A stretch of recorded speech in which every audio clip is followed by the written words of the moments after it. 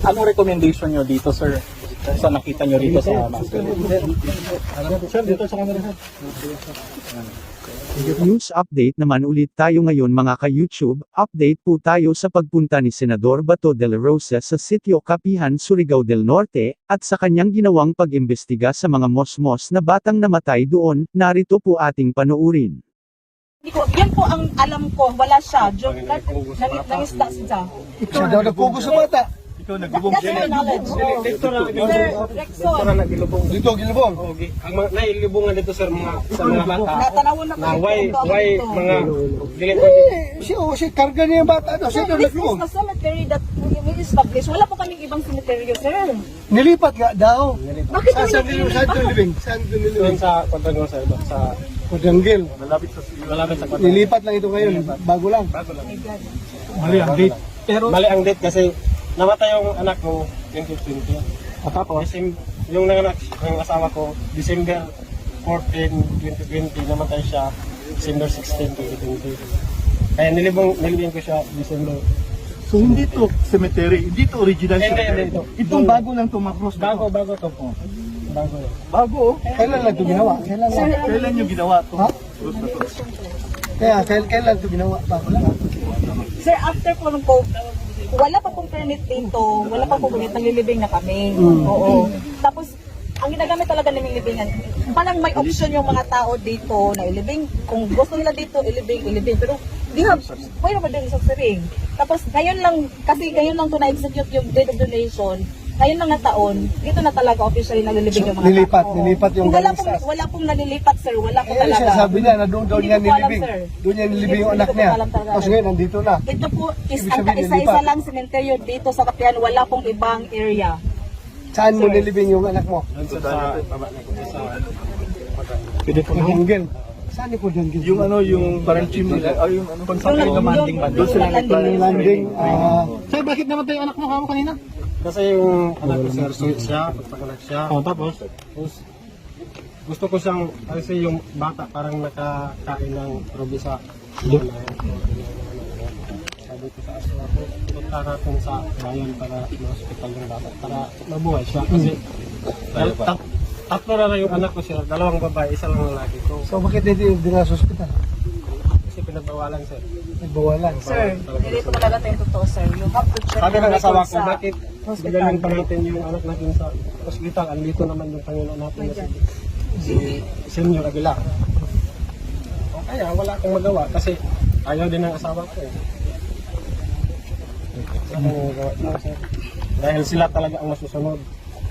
Bakit ko pilitin mong lumabas? Ano mangyayari sa inyo? May nakaharang doon dalawang gate, hindi ka makakalabas doon. Basta-basta dahil may mga Aguilar na matanda. Kahit kunwari agaw buhay na, bawal lumabas. Pero sa tingin mo, madala mo yung anak mo. Kung dito talaga yung cemetery, madala mo ba sa ganyang daanan? Yung bata? Dito, kung ito yung sabi nilang cemetery, kaya dalhin yung bangkay dito sa dinaanan natin.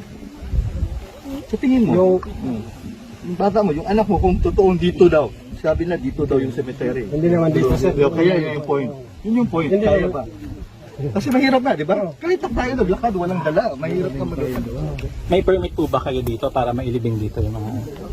We have the barangay resolution po as, dinilipitler po ito ng barangay as annex cemetery ng barangay Sarili.